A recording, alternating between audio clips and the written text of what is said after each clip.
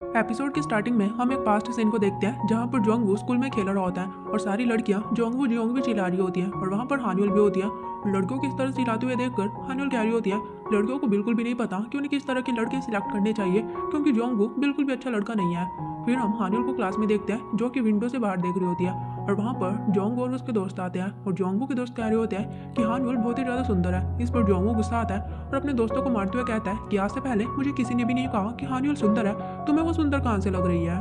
फिर scene present में shift होता है और हम वही सीन देखते हैं जो कि लास्ट एपिसोड के एंडिंग में देखा था, जहाँ पर हान्युल जोंगवू कहती है कि तुम यहाँ पर क्या कर रहे हो। जोंगवू कहता है क्योंकि मुझे पता था कि तुम रोते हुए बाहर आओगी। हान्युल कहती है तुम्हें कैसे पता कि मेरा इंटरव्यू खराब हो गया। जोंगवू कहता है ये सब कुछ क्योंगमिन की वजह से हुआ है क्योंकि क्योंगमिन ने उस क्लिनिक वालों को तुम्हारे बारे में सब कुछ बता दिया था कि तुम्हारे साथ पुराने हॉस्पिटल में क्या क्या हुआ है।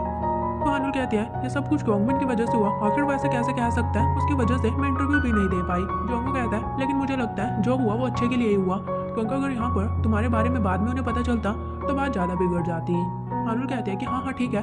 फिर जोंगवू वहाँ से जाने लगता है तो हान्युल उसका हाथ पकड़कर उसे रोकती है और कहती है तुम कहाँ जा रहे हो, तुमने तो कहा ना कि तुम यहाँ पर घूमने के लिए आए हो, चलो फिर घूमने के लिए चलते हैं। फिर वो दोनों एक जगह पर घूमने के लिए आ जाते हैं।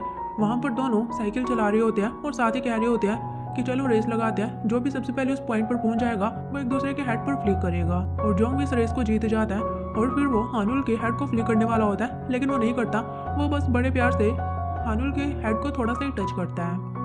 फिर वो दोनों साथ में फोटोज खिंचवाते हैं और उसके बाद खाना खाने के लिए जाते हैं और जोंग वो हान्युल की फोटो को जूम कर करके देख रहा होता है। हान्युल कहते हैं तुम मेरी फोटो को क्यों देख रहे हो। तो जोंगवू से कहता है मुझे लगता है कि तुम्हें अपने फेस के ऊपर काम करने की जरूरत है। हान्युल कहती है तुम अपनी बकवास बंद करो। फिर जोंगवू से कहता है वैसे अब तुम कैसा फील कर रही हो। हान्युल कहती है क्या मैं थोड़ा अच्छा फील कर रही हूँ, मैं बेरोजगार हो गई थी तो मैं काफ़ी शेमलेस फील कर रही थी लेकिन अब मुझे लगता है कि मुझे रेस्ट चाहिए, अभी मैं काम करने की कंडीशन में नहीं हूँ। तो जोंगवू भी से समझाता है कि जब तुम बिल्कुल ठीक हो जाओगी उसके बाद ही तुम कोई काम करना। हान्युल कहती है कि ठीक है। फिर वो दोनों घर जाने के लिए भाग रहे होते हैं क्योंकि उनकी ट्रेन जाने ही वाली होती है, लेकिन तभी उनके सामने एक बूढ़ा आदमी आ जाता है जो कि बेहोश होकर गिर जाता है और उसे पैनिक अटैक आ जाता है। फिर जोंगवू उसे सीपीआर देने की कोशिश करता है लेकिन तभी उसे याद आता है कि सर्जरी के टाइम पर किस तरह से उस लेडी की डेथ हो गई थी, तो ये याद करके जोंगवू रुक जाता है और जोंगवू इस तरह से देखकर हान्युल उसे सीपीआर देती है और उसके सांसें भी वापस आ जाती है और उसके बाद एम्बुलेंस आकर उसे हॉस्पिटल ले जाती है। फिर हान्युल उसे कहते हैं कि तुम्हें क्या हुआ था। जोंगवू कहता है कि कुछ नहीं, बस मैं कुछ सोचने लगा था और उन्हें पता चलता है कि उनकी ट्रेन तो जा चुकी है। हान्युल कहती है कि अब ट्रेन तो जा चुकी है, मुझे लगता है कि हमें यहीं पर रुक जाना चाहिए। फिर वो एक होटल में रूम पूछने के लिए जाते हैं तो लड़की उन्हें कहती है यहाँ पर 2 रूम अवेलेबल है लेकिन एक रूम अभी गंदा है, उसे साफ होने में 1 घंटा लगेगा।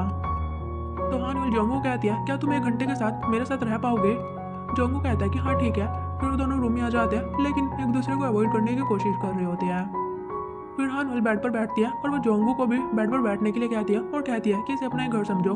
तो जोंगवू नीचे बैठता है लेकिन नीचे हान्युल का हाथ होता है और उसके हाथ के ऊपर ही बैठ जाता है और फिर वो दोनों ही चिल्लाते हैं। हान्युल कहती है तुमने तो मेरा हाथ तोड़ ही दिया था और मैं तुम्हारी तरफ बिल्कुल भी अट्रैक्ट नहीं हो रही हूँ, मैं तो तुम्हें सिर्फ एक प्रोटीन की तरह देखती हूँ। जोंगवू कहता है कि क्या तुम मुझे प्रोटीन समझती हो, कैसे ज़्यादा, तुमने मेरे बारे में कभी कुछ भी नहीं सोचा। हान्युल कहती है तुम क्या चाहते हो कि मैं तुम्हारी तरफ अट्रैक्ट होऊं। जोंगवू कहता है कि मैंने ऐसा कब कहा। भी हान्युल के पास उसकी मॉम का कॉल आता है और वो बाहर आती है और हान्युल की मॉम उससे इंटरव्यू के बारे में पूछ रही होती है। हान्युल कहती है कि मैं घर आकर आपको सब कुछ बताऊंगी। और तभी उसके पास होंगरैन का भी कॉल आता है, वो भी उससे इंटरव्यू के बारे में पूछती है। तो हान्युल उसे सब कुछ बता देती है कि यहाँ पर ऐसा ऐसा हो गया और साथ ही उसके मुंह से निकल जाता है कि यहाँ पर जोंगवू भी आया है। यह सुनकर होंगरैन उसे कहती है मुझे तो लगता है कि जोंगवू तुम्हारे प्यार में पागल हो चुका है, पहले तो वो तुम्हें सनराइज दिखाने के लिए ले गया था, अब तुम्हारे पीछे इतनी दूर भी आ चुका है। हान्युल कहती है ऐसा कुछ भी नहीं है। फिर हम जोंगवू को रूम में देखते हैं और उसे बुरा सपना आ रहा होता है कि किस तरह से सर्जरी के टाइम उस लेडी की डेथ हो गई थी और इस सपने की वजह से जोंगवू उठ जाता है और तभी वहाँ पर हान्युल भी आ जाती है और जोंगवू कहती है कि मेरा रूम साफ हो गया है, मैं अपने रूम में जा रही हूँ। लेकिन जोंगवू उसका हाथ पकड़ता है और कहता है क्या तुम मेरे साथ नहीं रुक सकती, बस थोड़ी देर की तो बात है, हम यहाँ पर कुछ गेम्स खेलेंगे। तो हान्युल भी हाँ कह देती है लेकिन वो कहती है पहले मैं अपना बैग रख कर आती हूँ। फिर वो अपने दूसरे रूम में बैग रखने के लिए आती है और कह रही होती है ये मुझे क्या हो गया है, आखिर उसने मेरा हाथ क्यों पकड़ा, क्या वो मुझे सच में लाइक करता है। फिर हान्युल जोंगवू के रूम में आती है और दोनों गेम खेल रहे होते हैं और साथ ही शर्त लगाते हैं कि जो भी इस गेम को जीतेगा वो हारने वाले की कलाई पर जोर से मारेगा। तो वो कहती है कि ठीक है और हान्युल इस गेम को जीत जाती है और जोंगवू की कलाई पर जोर से मारती है और साथ ही सोच रही होती है कि मैं जोंगवू को समझ क्यों नहीं पा रही हूँ, क्या जोंगवू सच में मुझे लाइक करता है, कैसी वजह से उसने मुझे यहाँ पर रुकने के लिए कहा है। फिर हम डेग्योंग को देखते हैं, उसकी बेटी उसे कहती है कि मुझे हेयर सलून के लिए पैसे चाहिए। डेग्योंग उसे पैसे देता है लेकिन युनजू को कहती है ये पैसे काफ़ी कम है और वो गुस्सा होकर वहाँ से चली जाती है। वहीं हम होंगरैन को देखते हैं और वो भी अपने बेटे जिनवू के साथ बाहर घूमने के लिए आई हुई होती है। फिर हम जोंगवू और हानुल को देखते हैं। जोंगवू हानुल कहता है कि तुम अकेले ही घर जाओ। हानुल कहती है लेकिन तुम ऐसा क्यों चाहते हो? जोंगवू कहता है अगर तुम्हारी मॉम ने हम दोनों के एक साथ देख लिया वो फिर से गलत समझेंगे। हानुल कहती है कि तुम बिल्कुल ठीक कह रहे हो। फिर हानुल घर जाती है और वो सुनती है कि बाड़ा और उसकी मॉम बात कर रहे होते हैं। बाड़ा अपनी मॉम को कह रहा होता है मुझे लगता है कि हानुल का इंटरव्यू अच्छा नहीं गया है तो इसी वजह से उसने हमें अभी कुछ भी नहीं बताया है। ये सुनकर हानुल को काफ़ी बुरा लगता है और हानुल वहाँ से वापस चली जाती है। फिर हम वोल्सिम को छत पर देखते हैं, तभी वहाँ पर जोंगवू आता है। वोल्सिम जोंगवू कहती है कि तुमने हानुल की आंटी को काफ़ी अच्छे से सबक सिखाया था, तुमने काफ़ी अच्छा काम किया है और जब तुम्हारा क्लिनिक फिर से ओपन हो जाएगा तो मैं तुमसे अपनी सर्जरी करवाऊंगी। जोंगवू कहता है उसकी ज़रूरत नहीं है क्योंकि आप तो पहले से इतने सुंदर हो। तो वोल्सिम कहती है अगर यहाँ पर हानुल होती तो मैं उससे तुम्हारे लिए कुछ फ्रूट्स मंगवा देती। ये सुनकर जोंगवू कहता है कि क्यों, हानुल कहाँ पर है? तो वोल्सिम कहती है वो इंटरव्यू देने गई थी लेकिन अभी तक घर नहीं आई है। यह सुनकर जोंगवू अपने रूम में जाता है और हानुल को कॉल करके पूछता है कि तुम कहाँ पर हो? हानुल कहते हैं कि मैं घर ही हूँ। हालांकि वो झूठ कह रही थी लेकिन फ़ोन के बैकग्राउंड से जोंगवू को पता चल जाता है कि हानुल कहाँ पर है। हानुल एक जगह पर गेम खेल रही होती है, तभी वहाँ पर जोंगवू भी आता है और हानुल का कान पकड़कर कहता है तुमने मुझसे झूठ क्यों कहा, तुम्हें घर जाना चाहिए था। हानुल कहती है कि मैं घर गई थी लेकिन मैं वापस आ गई। फिर जोंगवू भी उसके साथ गेम खेलने लगता है। फिर जोंगवू से कहता है चलो घर चलते हैं। हानुल कहती है कि मुझे नहीं जाना। तो जोंगवू कहता है एक काम करते हैं, चलो हम अपने स्कूल में चलते हैं। हानुल कहती है कि ये अच्छा आइडिया है। फिर वो दोनों भागते हुए अपने स्कूल में जाते हैं और अपनी क्लास के अंदर आते हैं और कह रहे होते हैं कि यहाँ पर सब कुछ पहले की तरह ही है और दोनों अपने अपनी सीट पर बैठ जाते हैं। और हानुल से कह रही होती है कि मैं इस तरह से पढ़ा करती थी, लेकिन जोंगवू हानुल की एक्टिंग करते हुए कहता है कि तुम इस तरह से पढ़ा करती थी और इस तरह से सूखी कॉफ़ी खाती थी।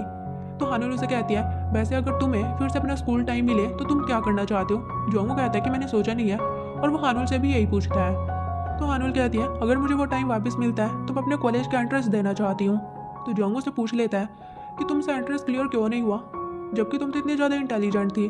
तो हानुल कहती है क्योंकि उस टाइम में काफ़ी बीमार थी। यह सुनकर जोंगवू को बुरा लगता है और कहता है कि तुमने इतने टाइम तक हार्ड वर्क किया था लेकिन फिर भी तुम्हारे साथ इतना कुछ हो गया। तो जोंगवू से कहता है कि तुम घर इसलिए नहीं जा रही हो ना क्योंकि तुम्हें डर है कि तुम अपनी मॉम को किस तरह से बताओगी कि तुमने इंटरव्यू दिया ही नहीं है। हानुल कहती है तुम्हें कैसे पता? जोंगवू कहता है शायद अब मैं तुम्हें समझने लगा हूँ। फिर उसे कहता है तुमने मुझसे पूछा ना कि अगर मुझे पुराना टाइम मिलता तो मैं क्या करता, तो मुझे तुम्हारे लिए काफ़ी बुरा लगता कि तुम एंट्रेंस क्लियर नहीं कर पाई और मैं तुम्हें हक करना चाहता था। और तभी वहाँ पर सिक्योरिटी गार्ड आ जाता है। उसे देखकर वो दोनों छुप जाते हैं और एक दूसरे की तरफ देखकर स्माइल करते हैं। फिर वो घर जाते हैं और हानुल जोंगवू के बारे में सोच रही होती है और कह रही होती है वो सिर्फ एक प्रोटीन है, मैं उसकी तरफ अट्रैक्ट नहीं हो सकती। तभी वहाँ पर वोल्सिम आती है और कहती है कि ये प्रोटीन कौन है? हानुल कहती है मैं तो बस ऐसे ही कह रही थी। और तभी वहाँ पर बाड़ा भी आ जाते हैं और वो हानुल से उसके इंटरव्यू के बारे में पूछते हैं। तो हानुल कहती है कि मैंने इंटरव्यू नहीं दिया क्योंकि मैं वहाँ पर काम नहीं करना चाहती और मुझे लगता है कि अभी मैं काम करने की कंडीशन में नहीं हूँ, जब मैं अच्छा फील करूँगी तभी काम करूँगी। इस पर वोल्सिम कहती है कि हाँ मुझे भी यही लगता है। तो हानुल अपने रूम में आती है और सोचती है ये तो बहुत ही ज़्यादा आसान था और वो जोंगवू को मैसेज करके बताती है कि मैंने अपनी मॉम को सब कुछ बता दिया और साथ ही वो एक दूसरे को गुड नाइट भी कहते हैं।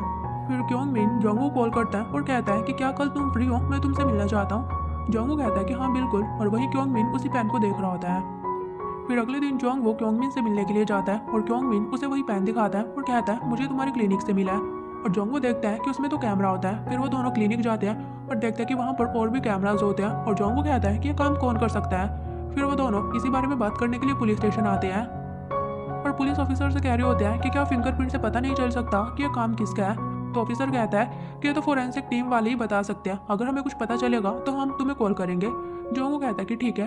फिर वो दोनों बाहर आते हैं। फिर जोंगवू से कहता है कि मुझे लगता है कि तुम्हें हानुल को सॉरी कहना चाहिए क्योंकि तुम्हारी वजह से वो इंटरव्यू नहीं दे पाई। ये बोलकर जोंगवू जाने लगता है। तो क्योंगमिन उसे कहता है क्या तुम हानुल को लाइक करते हो? मुझे ऐसा लगता है कि तुम उसे लाइक करते हो। तो जोंगवू कहता है मुझे नहीं पता कि मैं उसे लाइक करता हूँ कि नहीं, अगर मैं करता भी हूँ तो मुझे नहीं लगता कि मुझे तुम्हें बताने की ज़रूरत है। क्योंगमिन कहता है कि हाँ तुम्हें बताने की ज़रूरत नहीं है, लेकिन मुझे नहीं लगता कि अभी तुम्हें उसे लाइक करना चाहिए क्योंकि ये सही टाइम नहीं है। फिर हम हानुल को होंगरैन के साथ देखते हैं, दोनों साथ में ड्रिंक कर रहे होते हैं। हानुल से पूछ रही होती है कि क्या वहाँ पर तुम्हारे और जोंगवू के बीच में कुछ हुआ भी था? हानुल कहती है ऐसा कुछ भी नहीं है। होंगरैन कहती है कि क्या तुमने उससे कन्फेस किया कि तुम उसे लाइक करती हो? हानुल कहती है भला मैं ऐसा क्यों करूँगी, और वैसे भी उसके दिल में मेरे लिए फीलिंग्स नहीं है। फिर हानुल घर जा रही होती है और जोंगवू के बारे में सोच रही होती है कि ये तो मैं अभी जानना चाहती हूँ कि क्या जोंगवू के दिल में मेरे लिए फीलिंग्स है। तभी वो अपने सामने जोंगवू को देखती है जो कि छत पर जा रहा होता है। तो हानुल भी छत पर आ जाती है और डायरेक्टली जोंगवू से पूछती है कि तुम इतनी दूर मेरे पास क्यों आ गए थे, तुमने मेरा हाथ क्यों पकड़ा, तुमने मुझे अपने साथ रहने के लिए क्यों कहा, क्या तुम्हारे दिल में मेरे लिए फीलिंग्स है, क्या तुम मेरी परवाह करते हो। तो जोंगू को क्योंगमिन की बात याद आती है कि अभी हानुल को पसंद करने का सही टाइम नहीं है, क्योंकि जोंगू की लाइफ में काफ़ी प्रॉब्लम्स चल रही है। तो जोंगू से कह देता है कि ऐसा कुछ भी नहीं है, मेरे दिल में तुम्हारे लिए फीलिंग्स नहीं है, तुम मेरी एक अच्छे दोस्त हो जिसकी वजह से मैं ये सब कुछ कर रहा हूँ, लेकिन अगर तुम काफ़ी कंफ्यूज हो रही हो तो आगे से मैं केयरफुल रहूँगा।